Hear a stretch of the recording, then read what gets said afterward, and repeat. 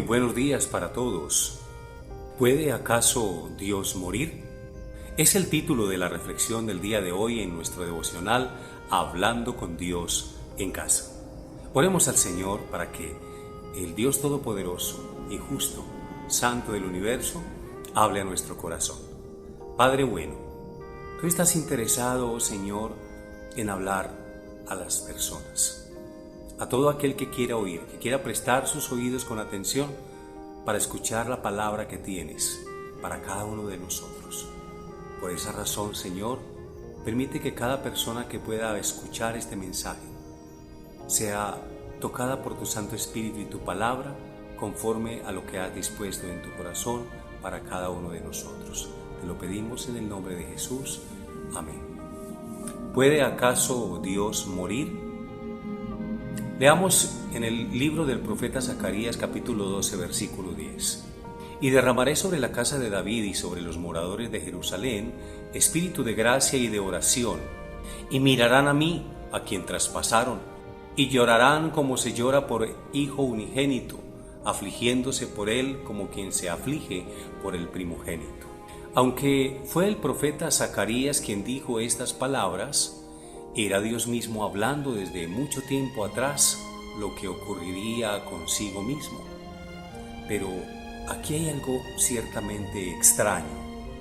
¿Cómo puede Dios decir, mirarán a mí a quien traspasaron? ¿Puede Dios ser herido o traspasado por algo? ¿Puede acaso Dios morir? Esta profecía se cumplió efectivamente en la persona de Jesucristo cuando fue crucificado y muerto. Para entender estos interrogantes, miremos las dos naturalezas. En el Evangelio según San Juan capítulo 1 verso 14 encontramos: y aquel verbo fue hecho carne y habitó entre nosotros, y vimos su gloria como del Hijo unigénito del Padre, lleno de gracia y de verdad. Jesús es llamado en las Escrituras el unigénito, lo cual significa único hijo de Dios. Pero también es llamado el primogénito, es decir, el primer hijo, indicando con esto que hubo más hijos después de él.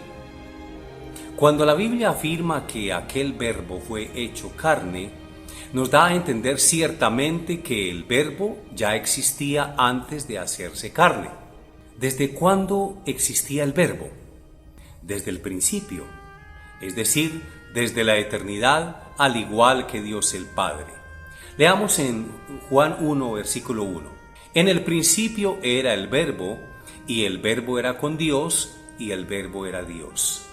En otras palabras, ese verbo que era Dios, el unigénito de Dios, de naturaleza divina como Dios, tomó una naturaleza humana haciéndose carne, un hombre tal y como nosotros.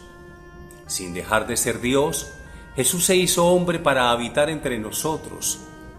Como hijo de Dios es el unigénito del Padre, y como hijo del hombre es el primogénito de entre todos aquellos que recibirían el derecho de llegar a ser hechos hijos de Dios por la fe en su nombre, los cuales no son hijos de Dios como resultado de la pasión o algún acto humano, sino por la voluntad divina.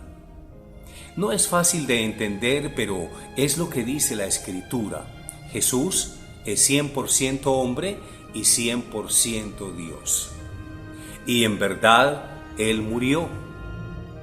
En 1 de Pedro 3:18 la Escritura dice: porque también Cristo padeció una sola vez por los pecados, el justo por los injustos, para llevarnos a Dios, siendo a la verdad muerto en la carne, pero vivificado en el Espíritu.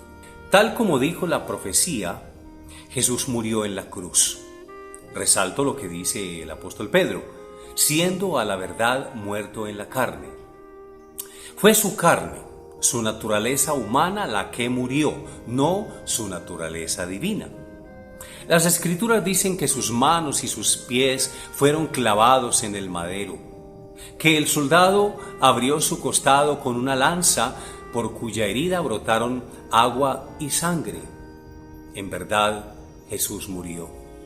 Y Él, quien era inocente, justo y nunca cometió pecado, sufrió la muerte en su cuerpo una sola vez, como sacrificio perfecto para que pudiésemos acercarnos nuevamente a Dios y ser sus amigos. Allí en esa cruz fue derrotado el pecado definitivamente por Jesucristo. Mirando al que fue traspasado, la profecía de Zacarías, de la cual hicimos lectura en un comienzo de esta reflexión, iría mucho más allá. Y mirarán a mí, a quien traspasaron, y llorarán como se llora por hijo unigénito, afligiéndose por él como quien se aflige por el primogénito. Aquellos que lo traspasaron experimentarían una inmensa tristeza al ver el pecado tan grande que habían cometido al llevar a Jesús a esa cruz. Y por el Espíritu Santo ellos se afligirían y llorarían por él. Los corazones de aquellos fueron conmovidos cuando en Pentecostés Pedro alzó la voz y dijo: ustedes lo mataron crucificándolo por medio de hombres malvados. He leído de la versión Dios habla hoy en Hechos 2:23.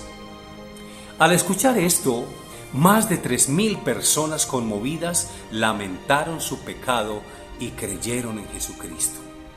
Sin embargo, asumir que Jesús fue traspasado solo por los judíos a manos de los romanos no sería una verdad completa. Nuestras rebeliones y pecados también causaron su sufrimiento y su muerte.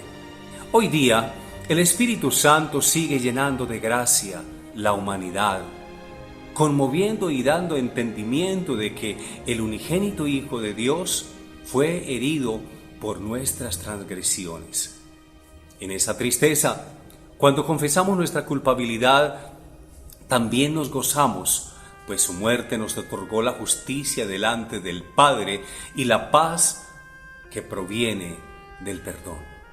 Por sus llagas fuimos nosotros curados. ¿Ha entendido usted que su pecado traspasó a Jesús? Se acercará y llorará de aflicción por la muerte del inocente Hijo de Dios. Quisiera hoy mismo entregarle su vida a Jesucristo. El Hijo de Dios no puede morir en el Espíritu, pues es Dios, es inmortal y Él es la vida misma.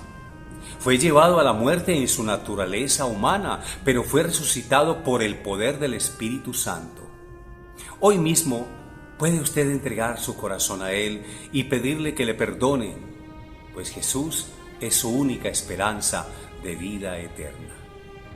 Dios, gracias por haber sacrificado a tu Hijo unigénito en aquella cruz, por haber descargado sobre Él tu ira justa, en lugar de descargarla sobre nosotros y sobre todo sobre aquellos que hemos creído y creerán en ti y recibirán la verdad acerca de esa obra maravillosa de Jesús en la cruz del Calvario.